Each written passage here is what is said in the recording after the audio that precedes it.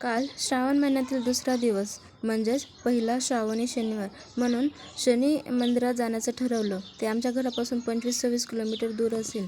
त्यासाठी सकाळी लवकर जायचं होतं म्हणून 3 वाजताच उठले. 3 वाजता उठून लगेच फ्रेश झाले आणि गरम पाणी घेतलं प्यायला. गरम पाणी पिऊन झाल्यावर लगेच आवरलं, स्वयंपाक वगैरे करायला घेतला. चपात्या बनवल्या आणि सोबतच बनवली मुगाची भाजी, कारण की पप्पा घरी असणार होते त्यामुळे त्यांना स्वयंपाक बनवून जायचं होतं म्हणून. त्यानंतर लगेच आवरलं, तयार झाले आणि लगेच निघालो आम्ही शनी शिंगणापूरला जाण्यासाठी. जात असताना रस्त्यात आम्हाला मम्मीच्या काही फ्रेंड्स वगैरे भेटल्या, त्यांना सोबत घेतलं आणि निघालो. पुढेच आम्हाला एक पावन गणपती मंदिर दिसलं म्हणून मग दर्शनासाठी थांबलो. आतमध्ये जाऊन दर्शन वगैरे घेतलं मस्त आणि बाहेर आल्यावर फोटो वगैरे काढून पुढं निघालो.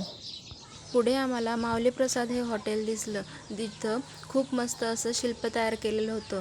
गरुडाचं, पुन्हा हरिणाचं पाणी जाण्यासाठी झरा तयार केला होता. पुढेच एक आजी स्वयंपाक बनवत होत्या, त्यांच्या शेजारी बाबा बसले होते. त्या पुढं ज्ञानेश्वरांची मूर्ती होती आणि शिवाजी महाराजांचा पुतळा होता. ते सगळं बघितलं आणि पुढे निघालो. पुढे एका वडाच्या झाडाला खूप सारा दोरा बांधलेला होता.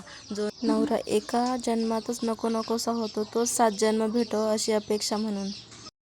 मस्त असं नेचरचा आनंद घेत आम्ही पुढं निघालो आणि शनी देवस्थानच्या तिथे पोहोचलो. मग मस्त असं दर्शन वगैरे घेतलं.